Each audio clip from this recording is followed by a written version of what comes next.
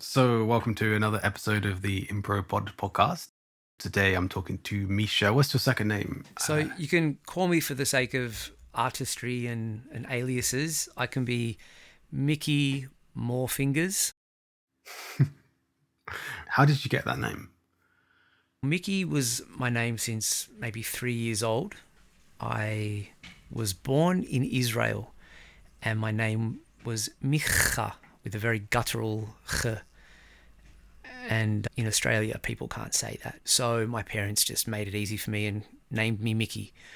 The Morefingers, that came later, but from scratching records and tinkering with more than just records and keys and studio equipment and being fast and other weird innuendos you can relate to fingers. Morefingers was the name. And the other options weren't any better, so I thought that was cool. And I was into drum and bass and this kind of music, and it just felt like the name. So that's what stuck. So, could you introduce yourself a bit? So, you're a music producer? Yeah, many fingers in many pies. So as a kid, I was a rapper. In high school, I rapped and released a CD and moved from rapping to DJing, and eventually I moved to London and I learnt how to produce and how to create beats and sample and do these kinds of things. And while I was still DJing on radio in England, I met a lot of rappers and wanted to record everybody that I ever met and organised some sessions, and went back to Australia and produced with another friend of mine, an engineer. So I'd learn just by doing. And now I write songs, I produce music, I make art, I create animations, I manage a rapper from Australia. So I just do things that always are centered around music and creativity. I currently live in Stockholm, but not for much longer. We're planning to return to Oz in December. So, I'm going to play you a piece of music. And I want you to tell me what that makes you think of. Any kind of thoughts, emotions, ideas. They can be as abstract as you like or incredibly specific. Anything really. Okay, here we go.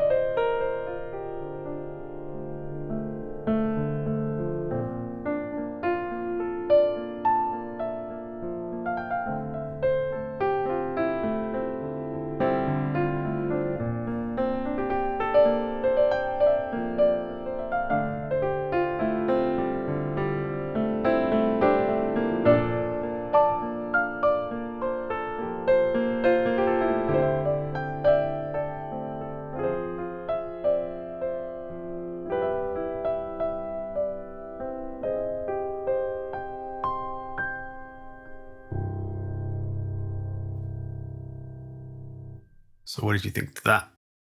Wow. Just for context, my wife's grandmother passed away last night at 2 in the morning, and she was 94 or about to turn 94. And her sister is here staying with us, and we saw her recently because it was very close to the end. Yeah, so it's quite emotional around the household at the moment. So when I heard this piece of music, it was impossible not to think about her and this sort of vision of her very frail but beautiful old woman being carried away and being lifted up by little fairies with their wings and lifting her away safely. It was a vision of crossing over, really. It's all I could think about, and the music just brought that out, and I haven't had the chance yet to process this event. Was there any particular aspect of the music that brought you into that space?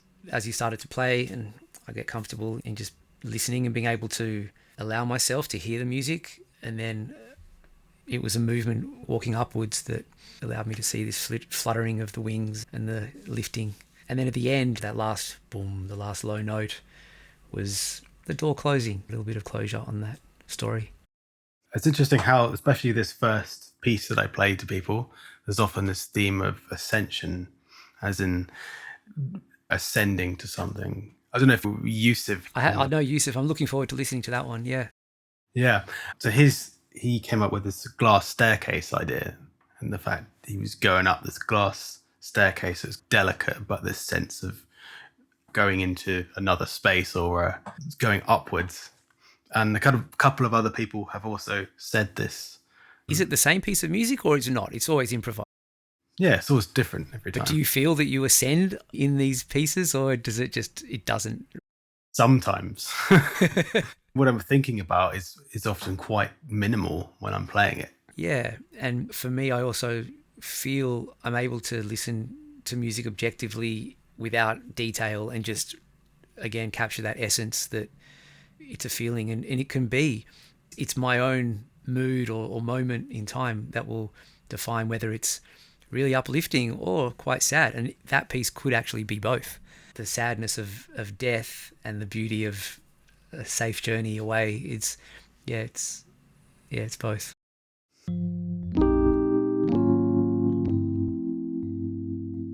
So, are you up for telling me a story, something that happened to you, or it can be anything really?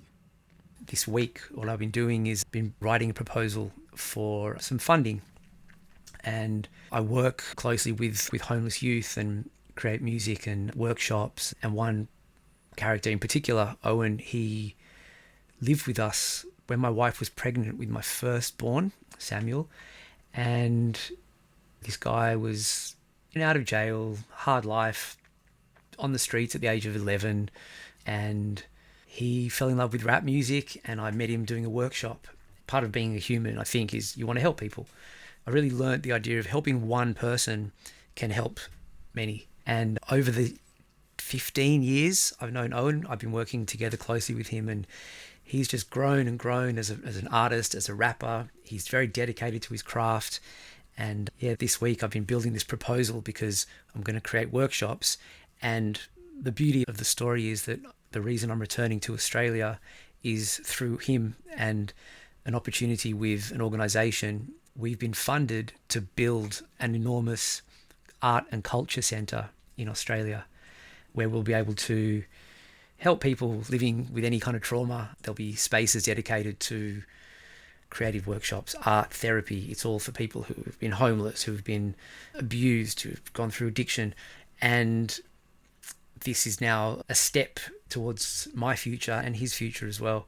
I was doing workshops for a long time, teaching scratching records and the art of rapping, or things like this. I set up a small company that would go into youth centres, and Owen in particular lived in a crisis centre or a youth refuge, so they'd have a few beds available. And I went in there to take my records and show these people a bit of hip hop and whatever. And he struck me as someone who seemed very dedicated, and he was learning how to edit videos using the facilities they had there.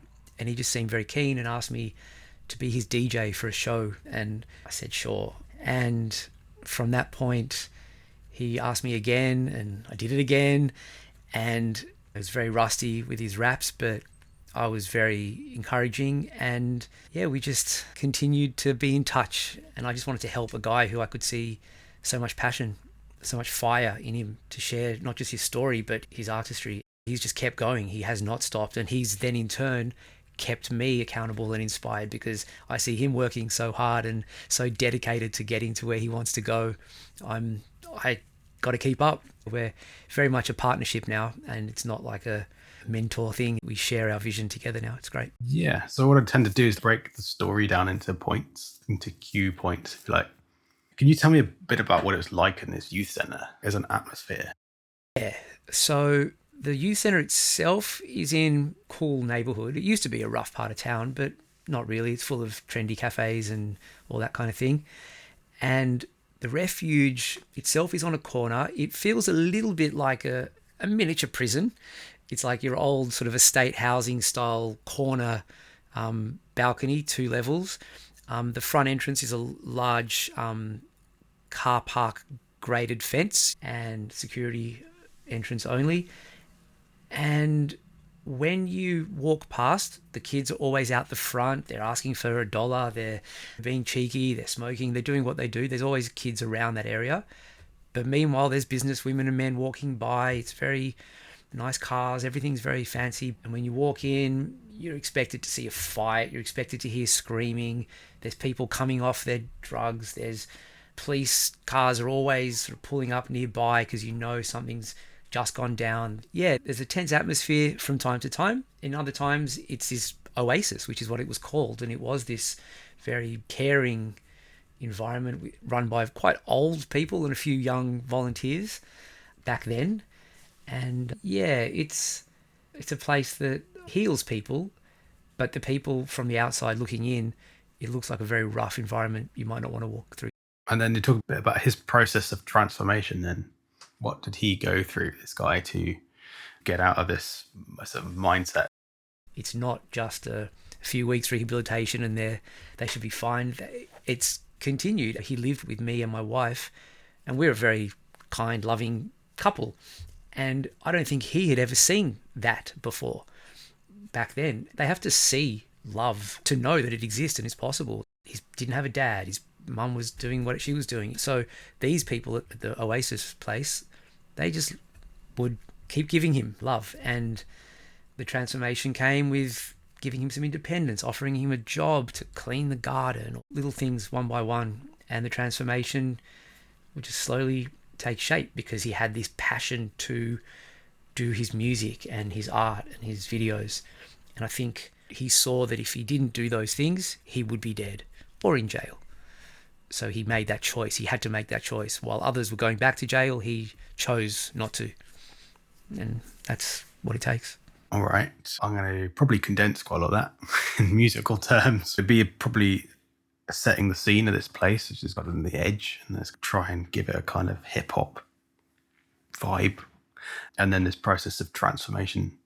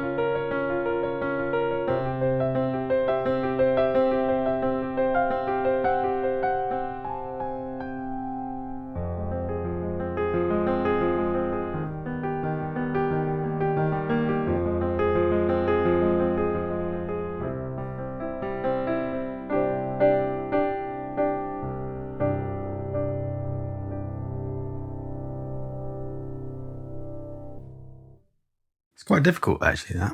It feels like it's at the ending point. It's almost coming to the end.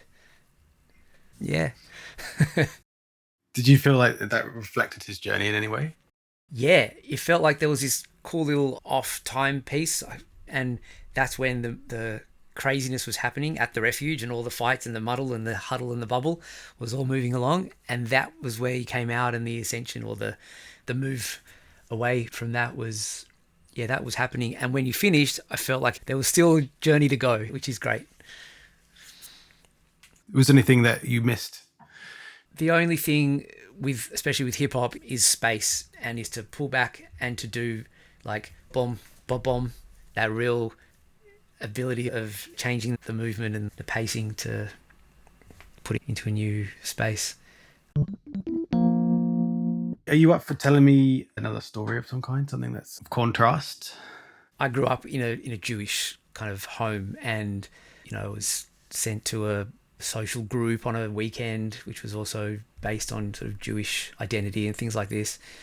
there's a group or a section called the Chabadniks, the ultra-religious Jewish ones. They go to New York or to Israel and they study all the pages of the Torah and they know it all, and I certainly don't.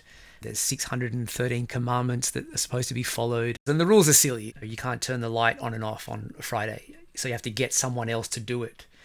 So there are people who get the neighbor, hey, it's Friday, can you turn the light on for me? It doesn't make sense. So in one of these youth groups that I was at, there was a boy, Andre, funny guy. We used to play a lot. I was already going into hip hop and he was more into hallucinogenic kind of techno, and he was always talking about fractals. But anyway, I went away. I lived in London for years, eight years. And then I came back to Australia. And one of the things with people who go to the Chabad house and this thing, it feels like they're always trying to recruit you. My instinct is to run. When I see one of these black and white suits coming towards me, I'm like, okay, here we go. I'm going the opposite direction.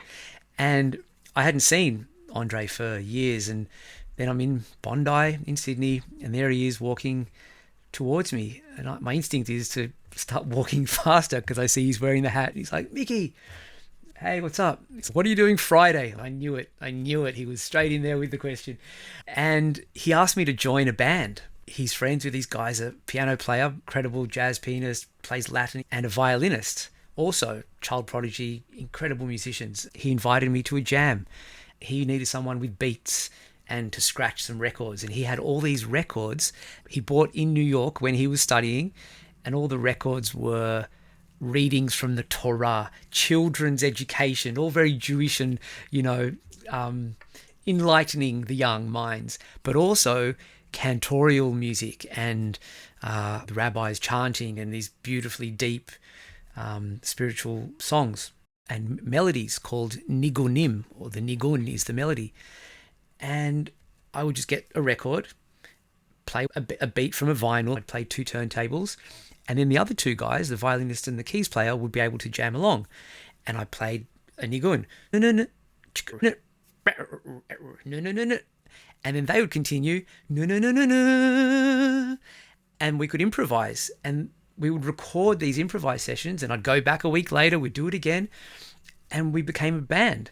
And we started to do shows, and we started to build those jams into songs, and I would bring my laptop and record and start to learn how to use Ableton, and it was a learning process. And for 10, 12 years, we made songs together. And the lesson there is don't run away from someone who's calling your name. And I'm very in love with this music, and the band is called the Asthmatics.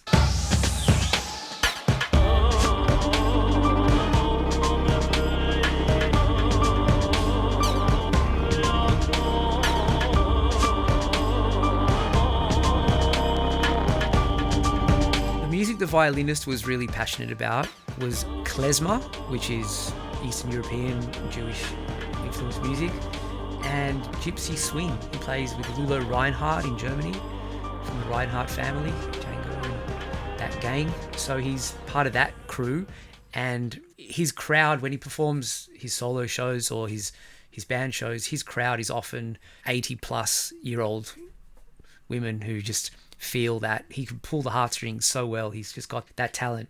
Incredible violinist, Daniel Weltlinger, his name is.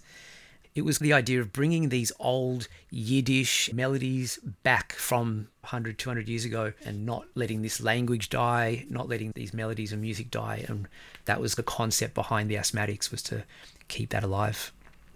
So give it the hip-hop bent was my way of bringing it to now, but that's just natural for me to do that. So you have a particularly Jewish scale, don't you? Yeah, there's a Semitic scale. There is one. D flat, A flat, B flat, and 4 white keys, C, E, F, G.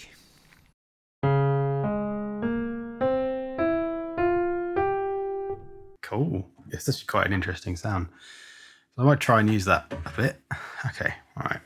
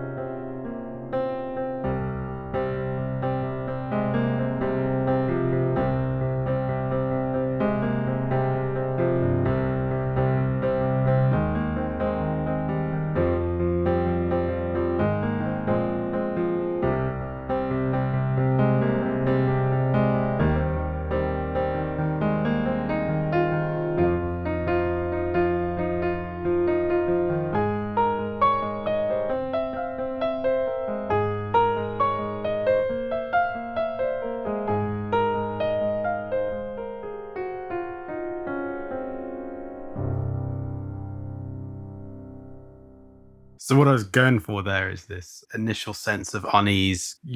See this guy come towards you, cross the street, and then experimenting with this idea of creating this new genre of music, which is using this weird scale with the kind of hip hop idea and going in a more positive direction, which is quite a hard thing to do.